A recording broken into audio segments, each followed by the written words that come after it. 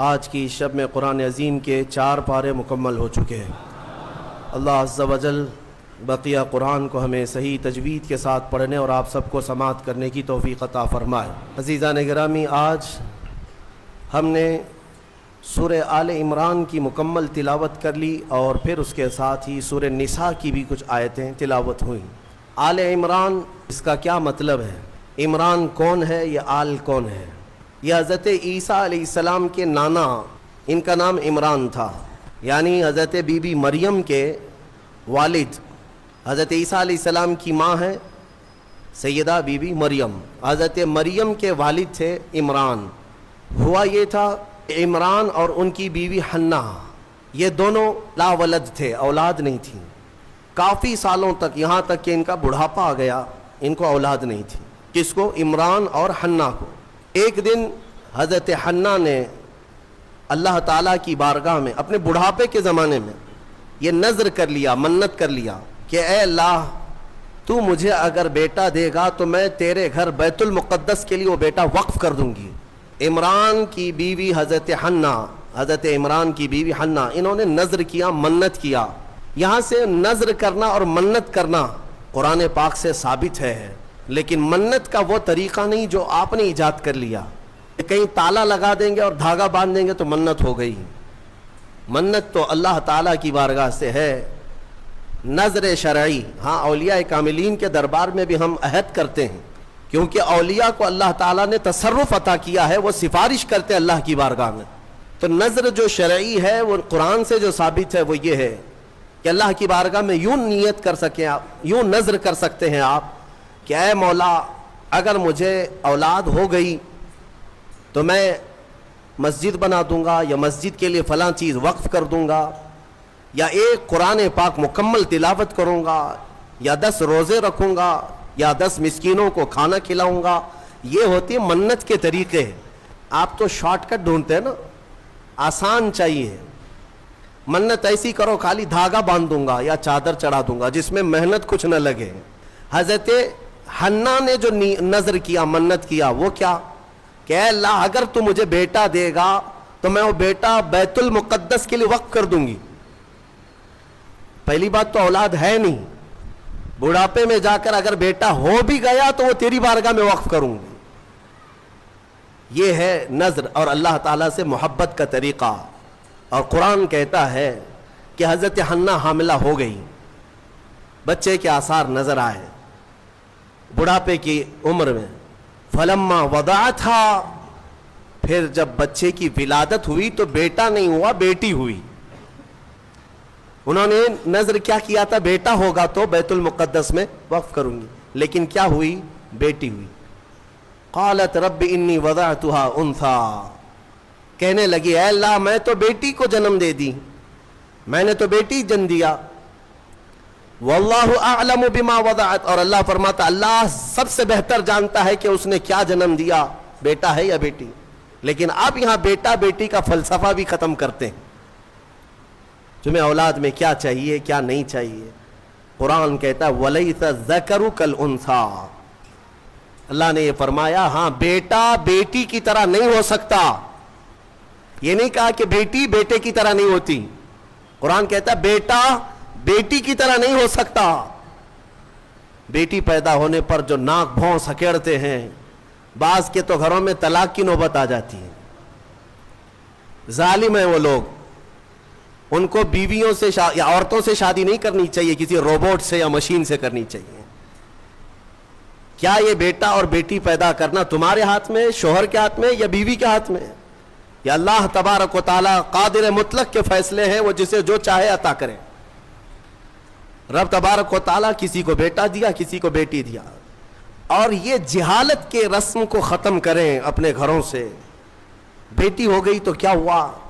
ارے اس کی نسل کیسے چلے گی؟ یہ جہالت سب سے زیادہ عورتوں میں پائی جاتی ہے۔ عورتوں میں تانے مارنا ان عورتوں کو جن کے ہاں بیٹیاں ہوتی ہیں کہ ایک ہوئی، اچھا 2 ہوئی بیٹیاں، 3 ہوئی، 4 ہوئی بیٹیاں۔ ظالمو، تمہیں کیا پتا میرے رسول کو بھی 4 بیٹیاں ہی ہیں۔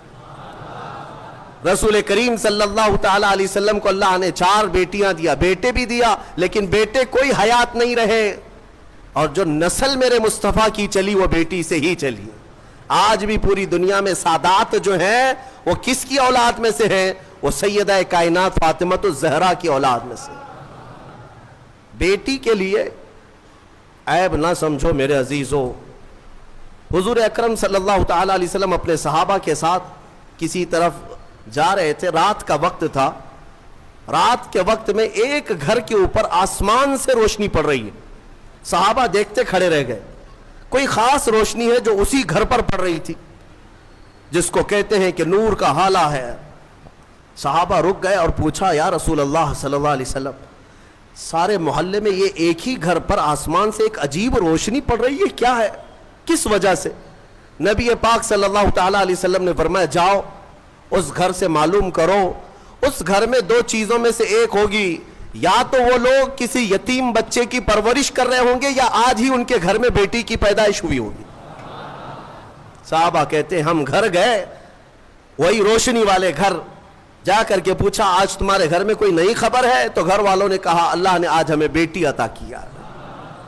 میرے عزیزو, ہمارے ہاں پہلے پرانے لوگ کہا کرتے تھے پہلی بیٹی گھی کی روٹی ہے اور برکت والی ہوتی ہے.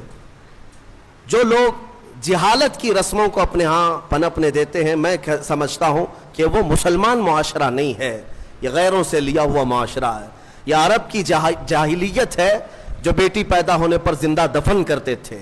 میرے مصطفیٰ کریم صلی اللہ علیہ وسلم کی حدیث ہے کہ اللہ نے جس کو دو بیٹیاں دی, آپ نے برسر اعلان یہ فرمایا اللہ نے جس کو دو بیٹیاں دی اور اس نے پرورش کر کے اچھی اور اس کا نکاح کر دیا, حضور فرماتے میری شفاعت اس پر واجب ہے, میں اسے جنت میں لے جانے کی ضمانت دیتا ہوں.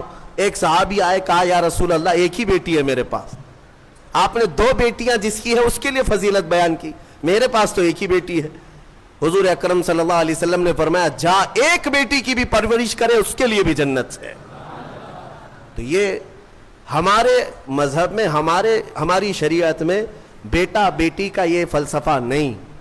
اللہ تبارک و تعالیٰ کی طرف سے جو ملا وہ انعام ہے. تو اب میں بات جو عرض کر رہا ہوں, آل عمران میں جو مسئلہ آیا ہے وہ حضرت حنا کو کیا ہو گئی, بیٹی پیدا ہو گئی. وہ بیٹی کون؟ وہ حضرت مریم. عمران اور حنا ان کو اولاد نہیں تھی, نظر کیا بیٹا ہوگا تو وقف کریں گے بیت المقدس میں, لیکن بچے کی ولادت میں دیکھا کیا پیدا ہوئی, بیٹی پیدا ہوئی. بیٹی کا نام انہوں نے رکھا مریم, اور پھر اللہ تعالیٰ کی بارگاہ میں اس کے لیے دعائیں بھی کی کہ اے اللہ اس کو شیطان رجیم سے ہمیشہ محفوظ رکھ. پھر وہ چھوٹی سی بچی کو لے کر کے یہ دونوں ماں باپ بیت المقدس میں آئے, مسجد اقصی میں آئے. بیت المقدس مسجد اقصی آج بھی فلسطین میں ہے, جس کو ہم قبلہ اول کہتے ہیں. وہاں پر حضرت زکریا علیہ السلام اللہ کے نبی امام تھے اور پوری بیت المقدس کے متولی بھی تھے, تمام چیزیں انہی کے سپرد ہوا کرتی. حضرت زکریا علیہ السلام کے ہاں لا کر کے انہوں نے دے دیا اور کہا ہماری ایسی ایسی منت تھی, نظر تھی, اللہ تعالیٰ نے ہمیں بیٹی دیا اور ہم بیت المقدس میں وقف کرنے کے لیے لائے ہیں. حضرت زکریا علیہ السلام نے بیٹی کو لے لیا. اب میں آپ کو بتاؤں, زکریا علیہ السلام کی عمر بھی کافی ہو چکی تھی, بال سفید ہو چکے تھے اور ان کو بھی اولاد نہیں تھی. زکریا علیہ السلام کو بھی اولاد نہیں تھی, بڑھاپا ان کا بھی تھا. آپ نے بیٹی کو گود لے لیا اور بیت المقدس میں رکھ دیا, کہا کہ ٹھیک ہے جاؤ تمہاری منت پوری ہو گئی, میں اس کی پرورش کرتا ہوں. یا حضرت بی بی مریم کی پرورش اللہ کے گھر میں ہو رہی ہے. ایک محراب خاص کر دیا گیا بی بی مریم کی تربیت کے لیے. ایک نماز پڑھنے کے جیسے محراب ہے, ایک محراب حضرت بی بی مریم کا مسجد اقصی میں خاص ہو گیا. میں کیوں محراب کا ذکر کر رہا ہوں, توجہ چاہتا ہوں. قرآن میں اس محراب کا ذکر آیا ہے, اس محراب کا ذکر آیا ہے. بی بی مریم کو اس محراب کے اندر رکھا گیا. وہ آج بھی بیت المقدس میں موجود ہے, محراب مریم, اس کو محراب مریم کہتے ہیں, آج بھی ہے. وہاں پرورش کے لیے رکھا گیا. ارے دودھ پیتی بچی, اور اس کے بعد جب بڑھنے لگی تو کئی دن تک آپ نے پرورش فرمائی, سال دو سال تک. تو 2 سال کے قریب غالباً ان کی عمر تھی حضرت بی بی مریم کی. اب قرآن کہتا ہے کلما دخل علیہا زکریا المحراب وجد عندہا رزقا، جب جب حضرت زکریا مریم کے محراب میں جاتے تو الگ الگ قسم کے پھل وہاں پر دیکھتے تھے. بے موسم کا پھل، آم کا سیزن نہیں آم موجود ہے، انگور کا موسم نہیں انگور موجود ہے، بغیر موسم کے بھی وہاں پھل موجود ہوتے تھے، قسم قسم کا رزق وہاں ہوتا تھا. حضرت زکریا علیہ السلام حیران ہو کر پوچھتے ہیں قال یا مریم انا لکی ھذا، اے مریم یہ سب تیرے پاس کہاں سے آتا ہے؟ قالت، حضرت سیدہ مریم نے کہا ان اللہ یرزق من یشاء بغیر حساب. قالت هو من عند اللہ، وہ کہتی یہ سب اللہ کی طرف سے ہے، اللہ جسے چاہتا ہے بے حساب رزق دیتا. بات ہو گئی حضرت بی بی مریم کو. اب جو نکتہ مجھے بتانا ہے توجہ چاہتا ہوں. تفسیر سننے کا اسی میں لطف ہے کہ تفسیر سننے کے بعد آپ کا عقیدہ بھی مضبوط ہو جائے، ایمان میں اضافہ بھی ہو جائے، اور یہ پتا چلے کہ سنیو تم حق جماعت پر ہو. قرآن پاک کی تفسیر سننے کے بعد یہ یقین بھی تو تمہیں ہو جانا چاہیے. بی بی مریم کہتی ہے یہ اللہ کی طرف سے ہے، رزق آتا ہے. حضرت زکریا نے دیکھا کہ بی بی مریم کو چھوٹی عمر میں اللہ غیب سے رزق دیتا ہے. اب کیا کیا حضرت زکریا جو خود مسجد کے امام ہیں، اللہ کے نبی ہیں، سب کو پتا ہے حضرت زکریا علیہ السلام اللہ کے نبی ہیں، عمر دراز ہو چکی، لوگوں کو عبادت وہ کراتے تھے، اللہ تبارک و تعالیٰ کی طرف انسانوں کو وہ بلاتے تھے. لیکن بی بی مریم کو دیکھنے کے بعد انہیں بھی اولاد کی خواہش ہو گئی، انہیں بھی اولاد کی خواہش ہو گئی.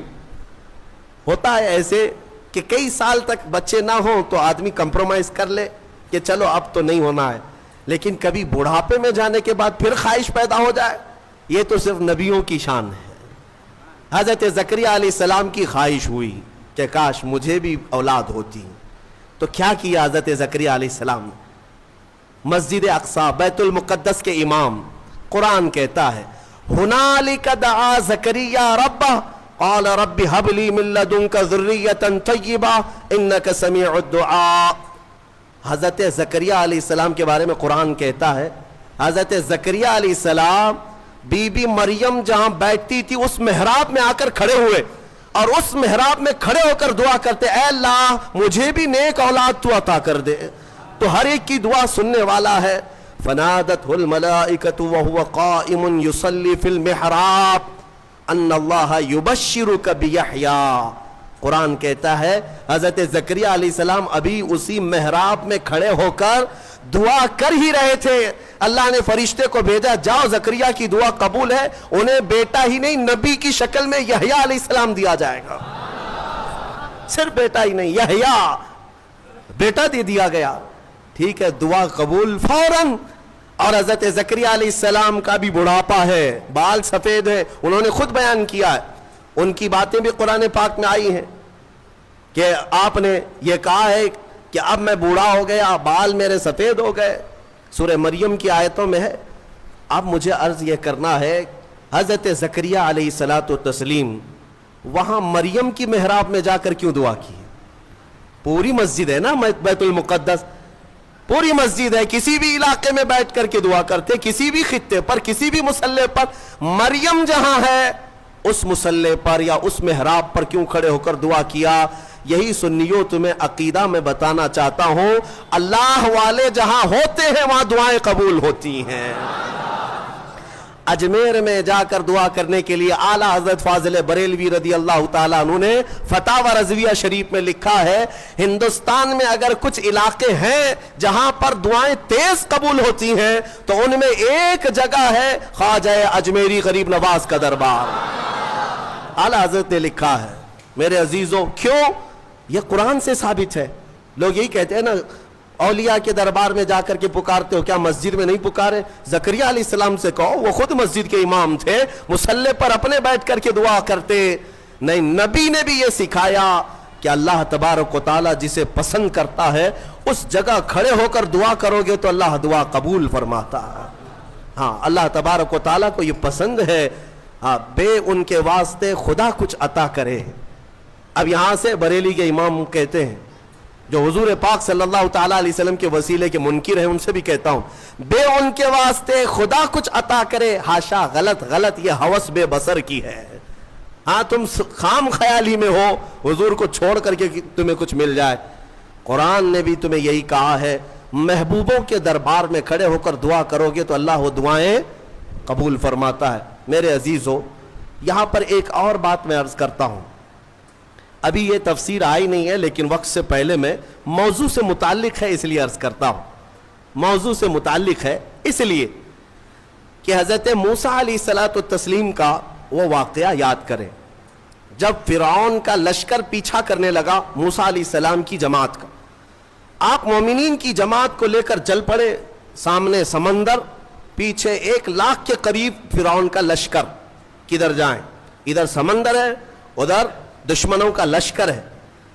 حضرت موسیٰ علیہ السلام کے ساتھ جو مومنین تھے ان کی آزمائش بھی تھی، ایسا موقع آ جائے ایک طرف سمندر ہے ایک طرف دشمن کی فوج، لیکن اللہ تعالیٰ جسے جہاں سے چاہے بچائے۔ رب تعالیٰ کا حکم ہوا کہ اے موسیٰ اس سمندر پر اپنا عصا مارو۔ آپ نے عصا لکڑی ماری تو 12 راستے خشک پیدا ہوئے۔ موسیٰ علیہ السلام کا جو قبیلہ تھا، یعنی آپ کی جو جماعت تھی مومنین کی، وہ 12 خاندانوں میں تھی، تو سب کے لیے ایک ایک راستہ سمندر میں بن گیا، سب اس راستے سے چلنے لگے۔ سمندر کے دوسرے کنارے وہ پہنچ گئے۔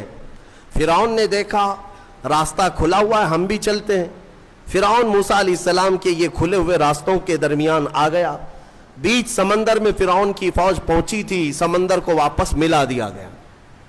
فَغَشِيَهُم مِّنَ الْيَمِّ مَا غَشِيَهُم، قرآن کہتا ہم نے ڈھانک دیا سمندر کو جیسے ڈھانکنا ہے، تو غرق ہو گئے ہمیشہ کے لیے۔ فرعون ختم ہو گیا، برباد ہوا۔ موسیٰ علیہ السلام اپنے ایمان والوں کو لے کر دوسرے کنارے پر آئے۔ جو بات عرض کرنا ہے اس کے لیے مجھے تھوڑی تفصیل بتانی پڑ رہی ہے، پورا ذہن میں آ جائے آپ کے۔ دوسرے کنارے آئے، موسیٰ علیہ السلام نے شکرانہ ادا کیا، یہ عاشورہ کا دن تھا۔ پھر آپ کوہ طور پر چلے گئے موسیٰ علیہ السلام، جب آپ پر تورات نازل ہو رہی تھی۔ حضرت موسیٰ علیہ السلام 40 دن کے لیے گئے تو ہوا کیا، ان کی قوم میں سامری نام کا ایک شخص تھا جو موسیٰ علیہ السلام کے خاندان کا تھا۔ اس نے کیا کیا، سارے لوگوں کے پاس جو جو سونا چاندی تھا سب اکٹھا کیا، اس کو پگھلایا، میلٹ کیا، اور اس سے ایک بچڑا بنایا، گائے کا بچڑا بنایا، اور اس کے بعد اس کی کلا کیا تھی یہی بتانا مجھے ہے، اس بچڑے کو بولنے کے قابل بنا دیا۔ میاں سونا اور چاندی کا وہ بچڑا بولتا تھا۔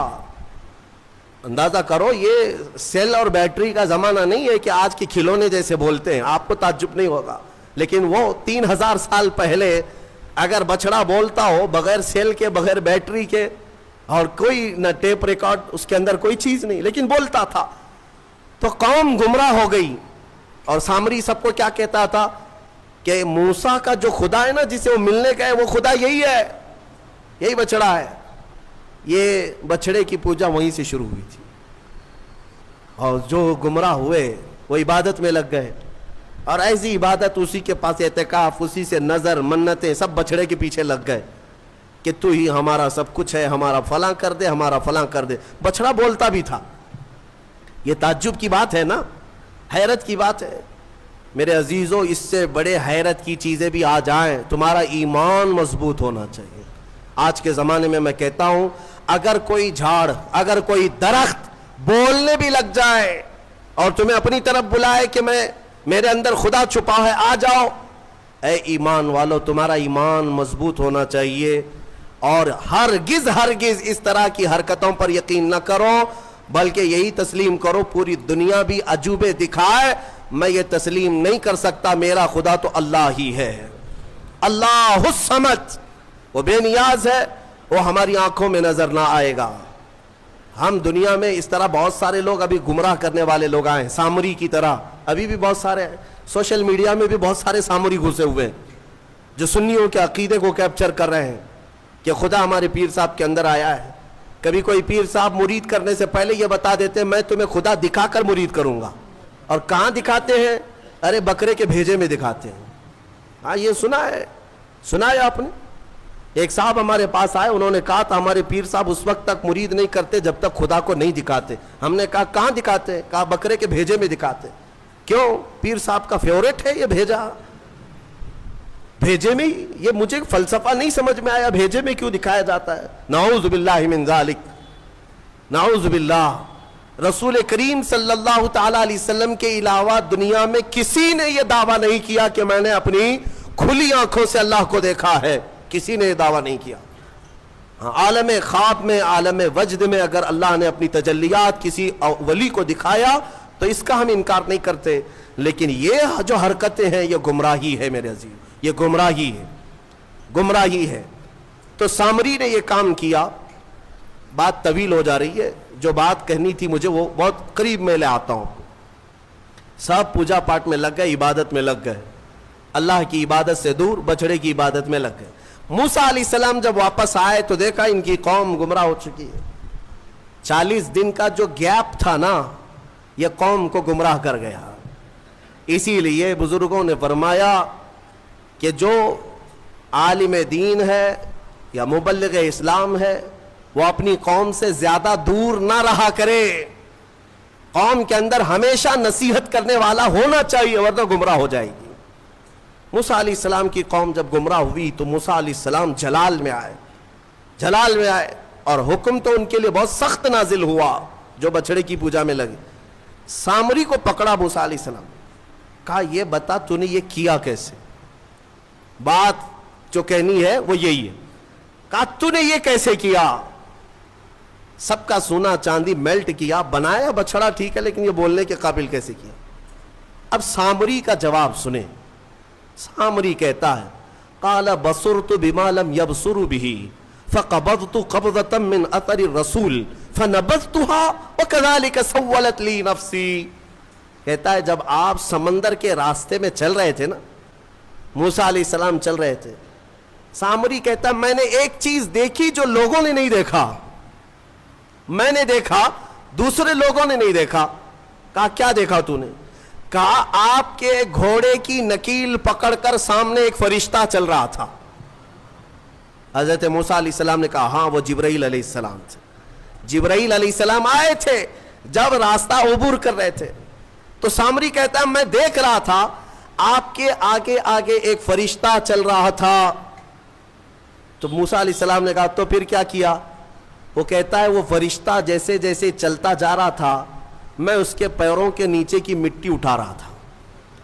جبرائیل علیہ السلام کے پیروں کے نیچے کی مٹی اٹھاتا رہا اور وہ میں نے جمع کر لیا جتنی مٹی مجھے ملی، اور جب کنارے پر آئے اور آپ گئے تھے کوہ طور، میں نے اس بچڑے کو بنا کر کے اس کے منہ کے اندر یہ مٹی ڈال دی تو وہ بولنے کے قابل ہوا۔ وَكَذَلِكَ سَوَّلَتْ لِي نَفْسِي، وہ کہتا ہے ایسے میرے یہ کام بن گیا، اس مٹی کا ہی اثر ہے۔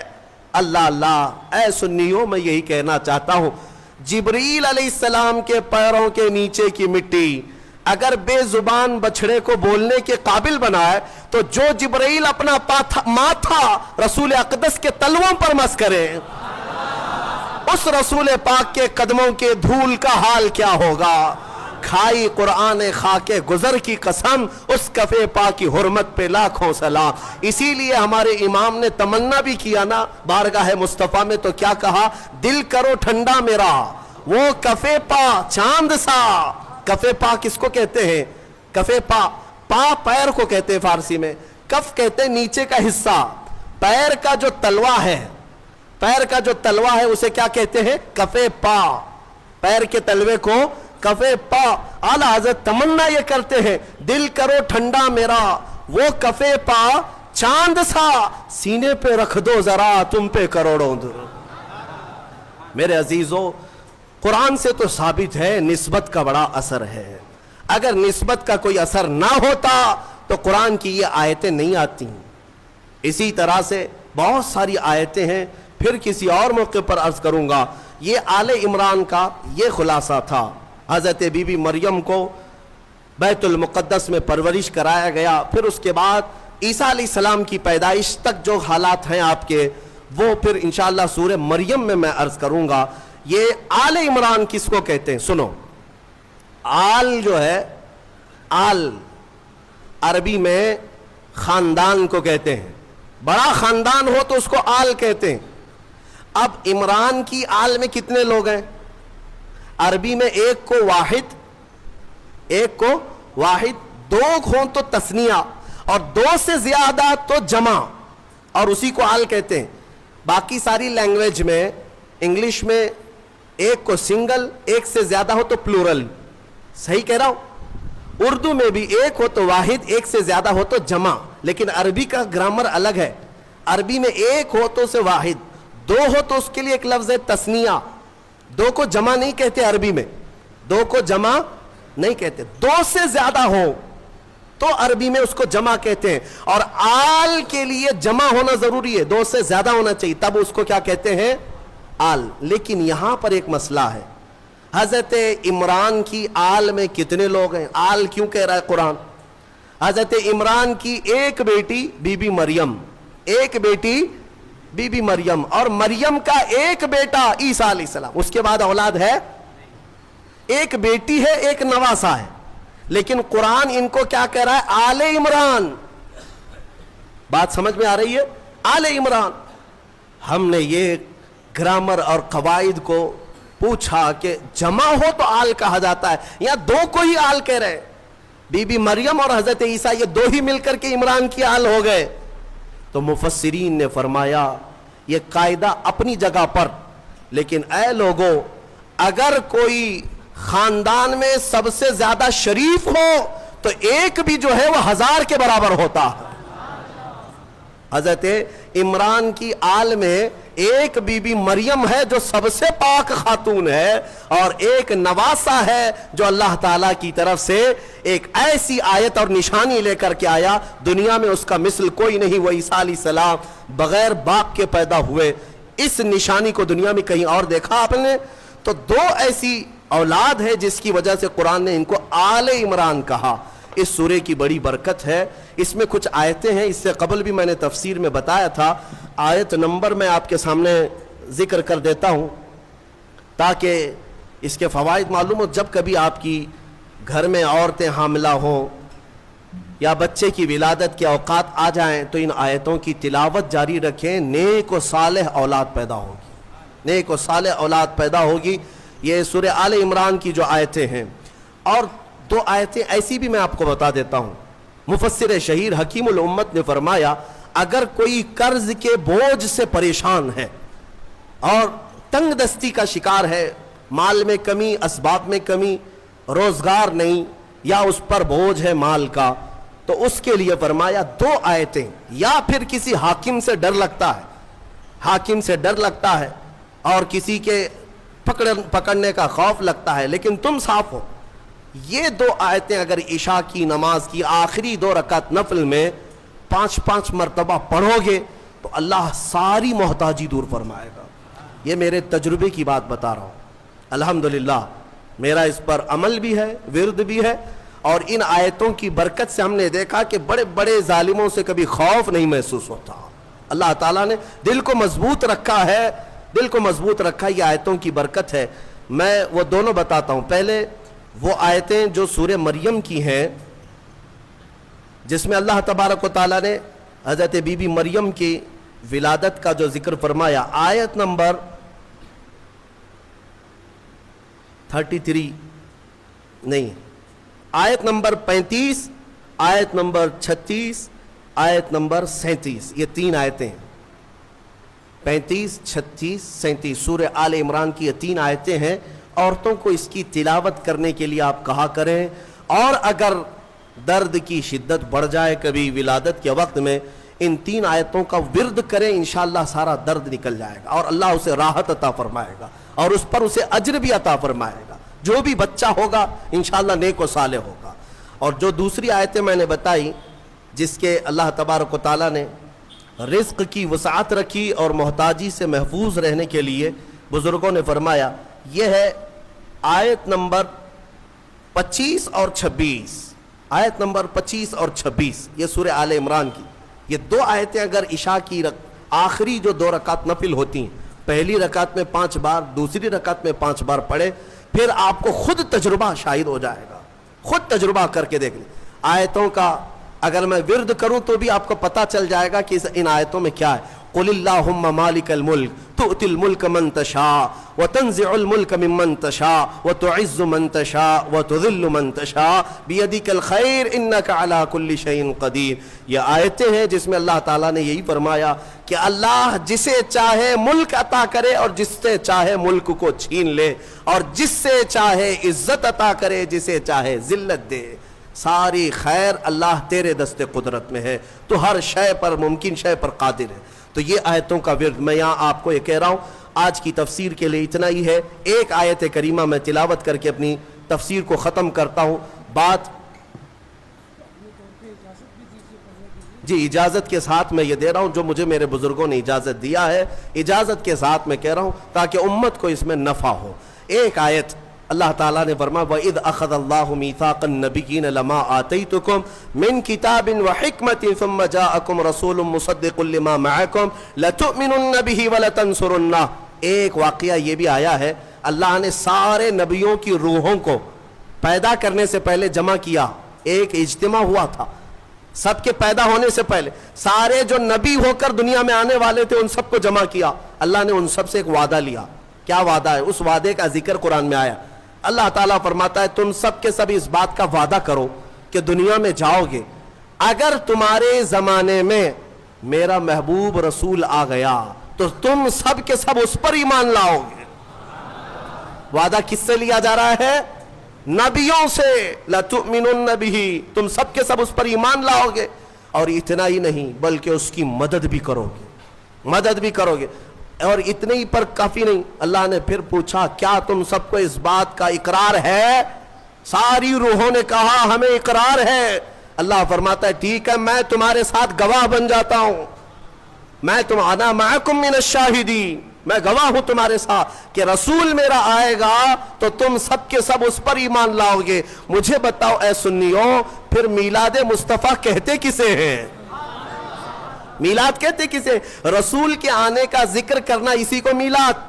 اور میلاد کا ذکر کہاں ہو رہا ہے؟ ابھی دنیا آئی بھی نہیں، نبیوں کی روحوں کے اجتماع میں اللہ میرے مصطفیٰ کی میلاد کا ذکر فرما رہا ہے۔ وہ جو نہ تھے تو کچھ نہ تھا، وہ جو نہ ہو تو کچھ نہ ہو، جان ہے وہ جہان کی، اور جان ہے تو جان ہے۔ وہی ہے اول، وہی ہے آخر، وہی ہے قرآن، وہی ہے فرقان، وہی ہے طٰہٰ، وہی ہے یاسین۔ میرے عزیزو، رسول کریم صلی اللہ تعالیٰ علیہ وسلم کو اللہ تعالیٰ نے دنیا میں بھیجنے سے پہلے یہ وعدہ لیا۔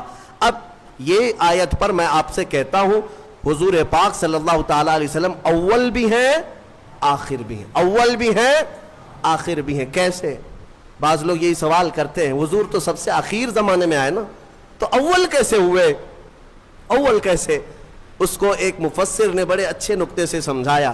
بات ایسی ہے کہ زمین میں ایک بیج بو، زمین میں ایک بیج بو دیا آپ نے، بیج بویا، درخت نکلا، پودا نکلا، پودا بڑھتا ہوا درخت، درخت میں پتے آئے، پتوں سے پھر شاخیں، شاخوں سے پھر پھول، پھول سے پھر پھل، اور پھل کے اندر پھر کیا آیا؟ بیج آیا۔ بیج شروع میں بھی تھا، بیج سب سے آخر میں بھی تھا۔ اسی لیے کہا گیا آدم کی خمیر میں بھی، آدم علیہ السلام کی خمیر میں بھی جو پیشانی میں نور رکھا گیا تھا وہ کسی اور کا نہیں، وہ میرے محمد کا نور تھا صلی اللہ تعالیٰ علیہ وسلم۔ اعلیٰ حضرت فاضل بریلوی رضی اللہ تعالیٰ عنہ نے اسی لیے ہمیں یہ عقیدہ دیا ہے، وہی ہے اول، وہی ہے آخر، وہی ہے ظاہر، وہی ہے باطن، اسی کے جلوے اسی سے ملنے، اسی سے اس کی طرف گئے تھے۔ معراج کی شب میں کیا ہوا تھا؟ معراج کی شب میں حضور گئے تھے نا، اس کو اعلیٰ حضرت کیسے کہہ رہے ہیں؟ اسی کے جلوے اسی سے ملنے، اسی سے اس کی طرف گئے تھے۔ وہی ہے اول، وہی ہے آخر، وہی ہے ظاہر، وہی ہے باطن۔ مولا کریم ہمیں ہمیشہ میرے مصطفیٰ کریم کے عاشقوں کی جماعت میں رکھے۔ اور ذکر مصطفیٰ کریم صلی اللہ تعالیٰ علیہ وسلم آخری سانس تک مولا ہماری زبانوں پر جاری و ساری رکھے. دنیا میں چاہے کوئی بھی بیان ہو ہم کو اللہ تعالیٰ اتنی توفیق عطا کرے کہ دم میں جب تک دم ہے ذکر ان کا سناتے جائیں گے. وآخر دعوانا الحمدللہ رب العالمین.